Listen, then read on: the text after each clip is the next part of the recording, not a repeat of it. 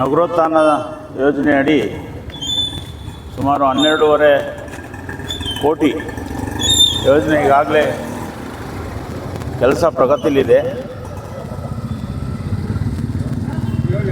ಈ ಭಾಗದಲ್ಲಿ ಇದು ಲಿಂಕ್ ರೋಡು, ವಿವೇಕಾನಂದ ನಗರ ಆ ಭಾಗದ ಇನ್ನು 2-3 ಲೇಔಟ್ ಇದ್ದಾವೆ, ಅದಕ್ಕೆ ಲಿಂಕ್ ರೋಡ್. ಇಲ್ಲಿ MH ಕಾಲೇಜ್ ಕೂಡ ಇದೆ, ದೇವಸ್ಥಾನ ಇದೆ, MH ಕಾಲೇಜ್ ಇದೆ, ಕ್ಲಬ್ ಇದೆ, ಸ್ಟೇಡಿಯಂ ಇದೆ. ಆದರೂ ಕೂಡ ಭಾಳ ದಿನಗಳಿಂದ ಇದು ರಸ್ತೆ ಸರಿ ಇರಲಿಲ್ಲ. ಮಳೆ ಏನಾದರೂ ಬಂದರೆ ಮಕ್ಕಳನ್ನ ಕರ್ಕೊಂಡೋಗಿ ಕಾಲೇಜ್ ಬಿಡುವಂಥ ಸಂದರ್ಭದಲ್ಲಿ ಪೇರೆಂಟ್ಸ್ ಕೂಡ ಭಾಳ ತೊಂದರೆ ಅನುಭವಿಸ್ತಾಯಿದ್ರು.